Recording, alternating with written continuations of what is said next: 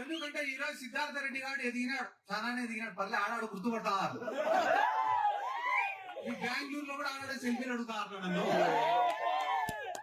కానీ నేను ఈ స్థానంలో నిలబడినా అంటే దానికి కారణం వైఎస్ జగన్మోహన్ రెడ్డి గారు, వైఎస్ఆర్ కాంగ్రెస్ పార్టీ.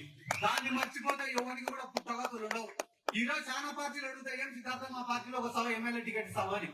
కానీ ఈ స్థానానికి రావడానికి గల కారణం ఏం లేనప్పుడు మనల్ని ప్రోత్సహించినోడు. మెడ్సి ఐవీఎఫ్ ఉచిత సంతాన సాఫల్య చికిత్స శిబిరం March 1 నుండి 31 వరకు. గొప్పోడు అన్ని ఉన్నప్పుడు ఎవడైనా పిలుస్తాడు. ఏముంది దాంట్లో? ఈ రోజు 4 మంది ఎంపీలు పోయినారు తెలుగుదేశం పార్టీకి.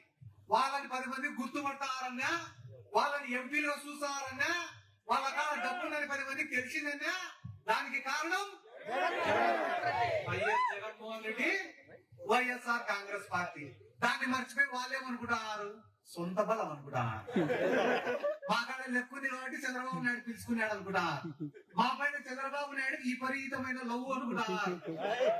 చేరినాక తెలుస్తుంది లవ్వు లేదని. మీరు ఒక 2 నెలలు ఉంటే మీరు ఎంతసేపు ఉంటే ఇంకా 1 సైడ్ లవ్వే. మీరు చంద్రబాబుని ప్రేమించాల్సిందే, ఆయన ప్రేమించాడు. మా నియోజకవర్గంలో కూడా మొన్న ఒకటి చెప్తాడు, నేను పోయి చంద్రబాబు నాయుడు కలిసి వచ్చినా పాపం నన్ను చూస్తేనే కన్నీళ్లు పెట్టుకొని దగ్గరికి తీసుకున్నాడు. చంద్రబాబు అంటే రైతు కూడా 40 ఏళ్ళు కాపురం చేసి ఆయన భార్యకే తెలియదు ఆయన ఏడుచాడో. అట్లాంటి నిన్ను చూసి నవ్వుతాడంటే అయ్యే పని, ఏడుచాడంటే అయ్యే పని, ఎట్లా మీరు ఎవరు అంటే ఇట్లాంటి వ్యక్తులందరూ పార్టీని విడిచిపెట్టి పోతే కూడా ఒకటి నేను చెప్పదలుచుకునేది ఏమన్నా అంటే మళ్ళా మీ కుటుంబం గురించే చెప్పాలన్నా. పార్టీ వచ్చిన మొదటి రోజు నుంచి ఈ రోజు వరకు ఆ పార్టీ కోసం కష్టపడతానే కుటుంబం మేకపాటి కుటుంబం. వాళ్ళు పూటకొక కడువ మార్చేటోళ్ళు కాదు, వీలైతే సాయం చేసేటోళ్ళే తప్ప ఎవరి దగ్గర నుంచి ఏం ఆశించేటోళ్ళు కాదు. ఎందుకంటే డబ్బులు అందరి కాడ ఉన్నాయి ఈ కాలంలో. ఆ కోకాపేటలో ఎకరం ఉంటే 100 కోట్లు. ఎవరికాడ డబ్బులు లేవు, డబ్బుకు విలువ లేదు. డబ్బు ఉండడం ముఖ్యం కాదు, ఆ డబ్బును ఖర్చు పెట్టే గుణం కూడా ఉండాలా. 10 మందికి సాయం చేసేదానికి ఆ గుండె కూడా ఉండాలా. ఆ గుండెను మనం బతికించుకోవాలి.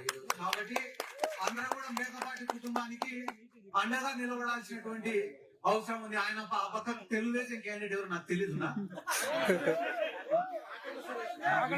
మీరు అనుకోకండి, ఎవరు నువ్వు ఒక పేరు చెప్తాను కానీ ఆడ టికెట్ ఇచ్చేంత వరకు నమ్మకంలో ఎవరు పొత్తుల భాగంలో పోయినా పోతాయి. ఆయన ఎవరు అమెరికా నుంచి వచ్చినాడని ఇప్పుడే చెప్తున్నారు. నాకు ఏమన్నా ఆయన వర్చువల్ లో ఓట్లు అడుగుతాడేమో నాకు తెలియదు. ఏంటన్నా లెక్కలో ఉండే పెద్ద బొక్కలు కూడా ఏ పార్టీకైనా, ఏ రాజకీయ పార్టీకైనా ఒక పార్టీ, ఒక నాయకత్వం, ఒక సిద్ధాంతం అనేది ఉండాలి. ఏ రాజకీయ పార్టీ పుట్టినా కూడా ఒక సిద్ధాంతం కోసమే పుట్టింటాయి. కూడు గూడు గుడ్డ అని చెప్పి ఒక పార్టీ పుట్టింది.